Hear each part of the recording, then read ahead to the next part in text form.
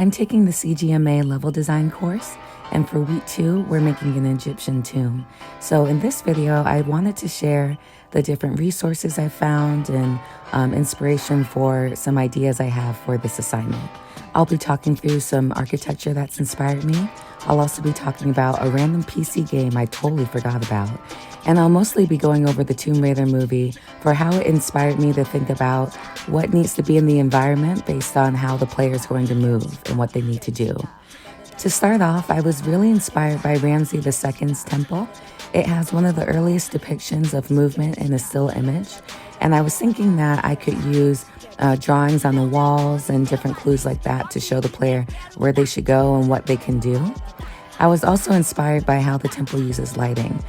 Twice out of the year, light from the entrance illuminates 3 of 4 statues. The 4th one being the statue of Ptah, the god of the underworld, remains in darkness. So I really liked how they used lighting to show what to focus on and what certain objects mean. Looking up these things for this project reminded me of this PC game that I played when I was like 8.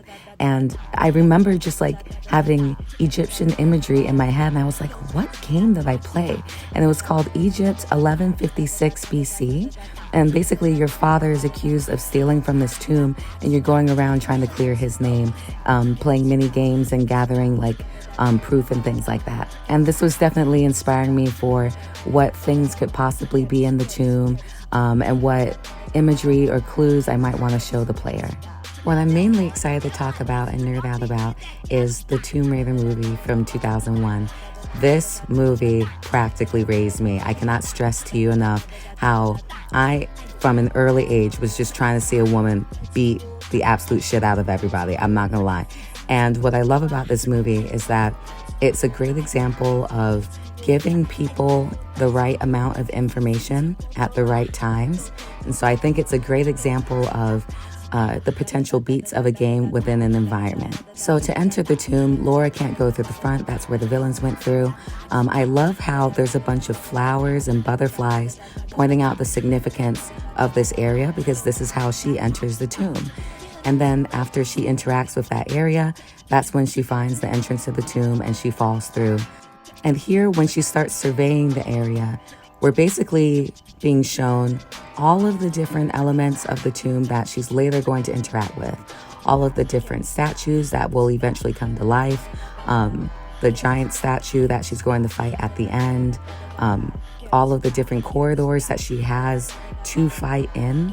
Not only are we seeing the objects that she's going to have to fight, there's also clues that she's reading that foreshadow what's going to happen later in this scene or level. We see the villains doing what they think are the steps, and then we see Lara as well looking around. And what I really like here is that she's like looking through this spinny thing. It reminds me of just like a perspective puzzle, like because she's looking through that, she sees where the statue is actually looking. And so she finds the real location of where they need to put the key to unlock what they came here for.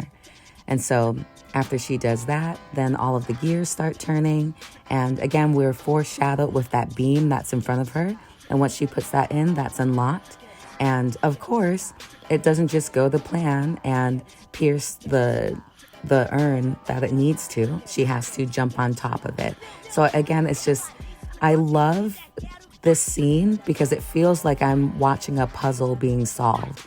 We saw all of the different pieces that are inside of this temple, and now we're seeing how they all come together. We're getting bits of information. This unlocks this, that unlocks that. So after she pierces the urn, then that's going to illuminate, and then that unlocks the bottom part where they get the piece that they came here for. Of course, you know, the villain wanted it, but Lara, in the nick of time, grabs it instead. As she tries to leap away, we see that, okay, we've got pillars that serve as really good cover. Maybe there's going to be a lot of shooting that's going on, and that's exactly what's going to happen next. All of the different objects come alive. There's a lot of shooting. There's a lot of throwing spears. I really like how they show these long corridors because something that Lara does a lot is that she likes to slide under enemies and then shoot at them some more. And so that's what we see going on here. And so that makes sense why this temple has 4 long corridors connecting to each other. Afterwards, after they defeat all of the smaller statues, that's when, of course, we see the giant statue come to life. Lore, like she always does, first tries brute force. It gets even more powerful. It gets the swords back that the enemies initially took away from it. And after realizing that shooting it isn't going to work, she looks around at her environment and thinks, okay, let me use this pillar thing and kick it. And that's what ends up doing the trick.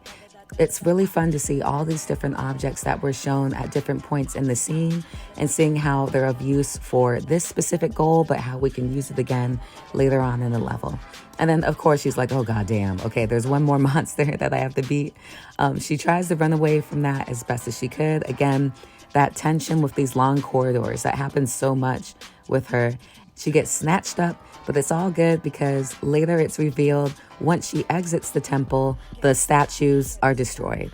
Again, that's information about the statues that we didn't know, but it's revealed at like this climax moment of she finally made it. And so, of course, she runs away and they can't catch her because she's Lara Croft. So yeah, so while I was watching that inspired me to try and get a female character in there to use for this level. And I tried learning how to retarget animations from the character that I was given for the class. And I got it working for like matching up the bones and everything. And I was able to make an IK retargeter, but I wasn't applying it right. I think what I ended up doing was I just put the mesh on the same body type that was there before. So her shoulders are like totally too far. Like I need to figure out how to take what I did make and apply it correctly. But yeah, that's basically, all the different things I was looking at to prep for blocking this out. And the next video that I show you is going to be what I made and my process for making it. I'm really pumped about this assignment and I can't wait for the next one. All these assignments are so much fun. But yeah, thank you so much for watching.